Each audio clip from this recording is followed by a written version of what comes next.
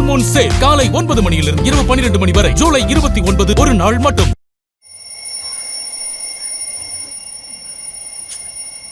அதை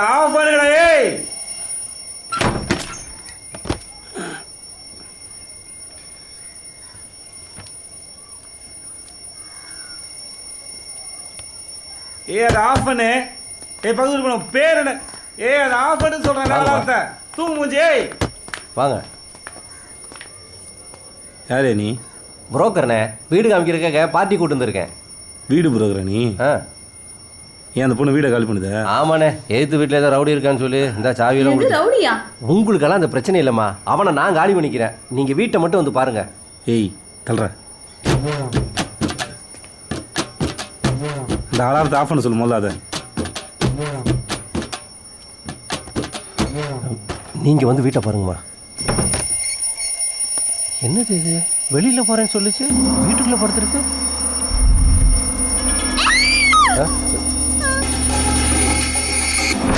ஏய், அலாரத்தை ஆஃப் பண்ண சொன்னால் அதோட சத்தமாக கத்தினுக்கிறீங்க. என்னாச்சு அந்த பொண்ணுக்கு? மாத்திரை சாப்பிட்டுச்சு. ஐயோ, மாத்திரையா? என்ன பாத்துறீங்க? தண்ணி குடிங்க சார்.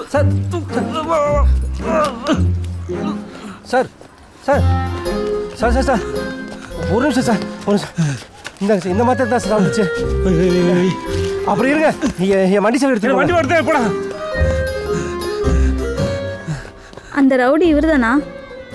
உங்களுக்கு வீடு பிடிச்சிருக்கா? பிடிக்கல. அப்போ இவர் தான் ரவுடி. காடு காடு மேல ஊடு, ஊடு மேல தீவு, தீவு மேல ஆளு.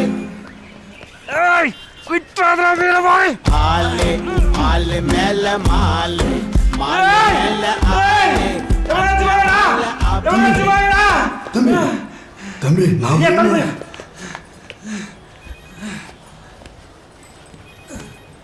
நல்லா வாழ வேண்டிய பொண்ணு அப்படிதான் நினைக்கிறேன்.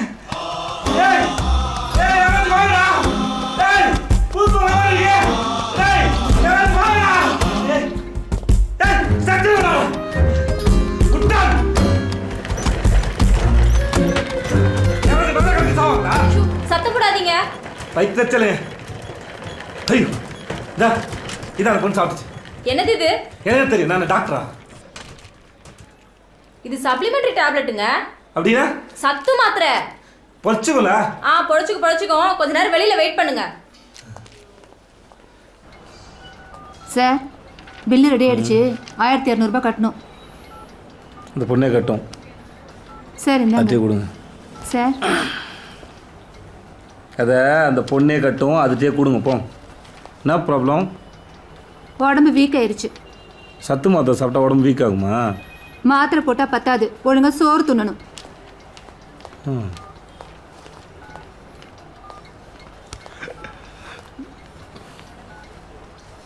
உங்களுக்கு என்ன ப்ராப்ளம்?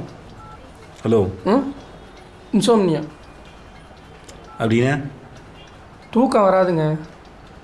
எப்போ? எப்போவுமே. Take good food, right?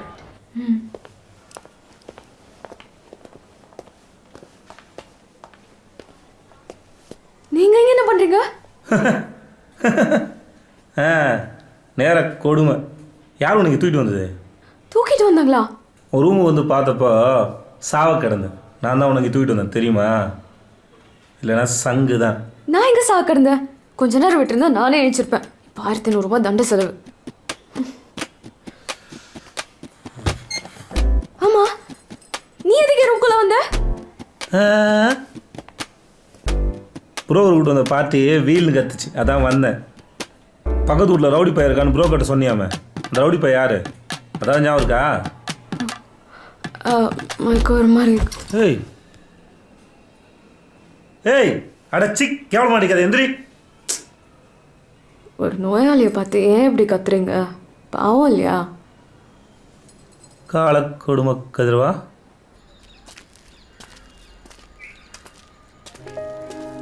உங்கள் அப்பா அம்மாலாம் எவ்வளோ கனவு கண்டிருப்பாங்க. எதுக்கு இங்கே வந்து லோல் பட்டுனுங்கிற? எங்களுக்கு தான் நாதி இல்லை. எங்களாம் எங்கள் அம்மா மூஞ்சி எப்படி இருக்கும் கூட ஞாபகம் இல்லை. உனக்கெல்லாம் என்ன கேடு? எனக்கு ஒரு குறிக்கோள் இருக்கு, அதுக்காக நான் சில தியாகங்கள் செய்ய வேண்டியிருக்கு. தியாகம் என்னன்னு தெரியுமா உனக்கு? பக்கத்து வீட்டு பொண்ணு மயக்கம் போட்டு கிடக்கும்போது 3 கிலோமீட்டர் தூக்கிட்டு ஓடுறது பேர் தான் தியாகம். எவனா ஒருத்தன் தூக்கிட்டு ஓட்டு சொல்லி மயக்கம் போட்டு கிடக்கு பேர் தியாகம் கிடையாது. புரியுதா? ஏய், பெரிய இப்படி பண்ண? சும்மா ஜாலியா.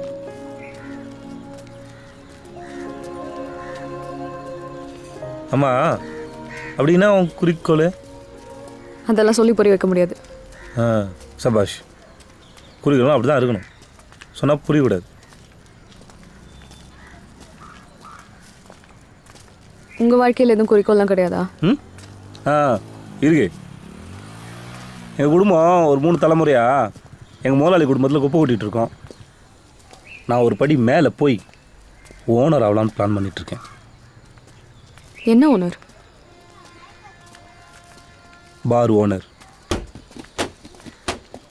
நீ என்ன பண்ணுற?